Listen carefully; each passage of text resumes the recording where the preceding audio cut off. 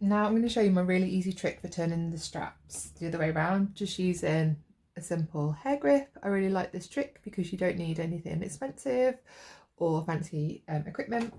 So with your strap that's been sewn together, you're just going to do a tiny snip at the top, and this is going to be in the seam allowance, so you won't see this at all and it won't damage the fabric. So then you want to get your hair grip and you want to thread it, one of the legs through and then down, so both legs are inside, and then in the top bit of the hair grip here should just be a tiny piece of fabric, and then you're going to push it down. It can be a little bit fiddly just to get it started. You're going to push the grip all the way down to the bottom. You can see the fabric bunching here.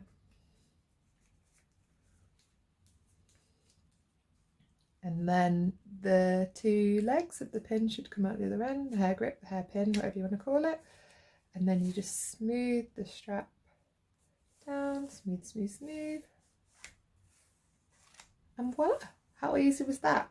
And this is great for doing thin straps because obviously a hair grip is really thin, whereas if you're using a safety pin, sometimes it can come open halfway down, and if the strap's thin, you might not have the right thickness of safety pin, whereas everyone always has a million of these little hair grips knocking around.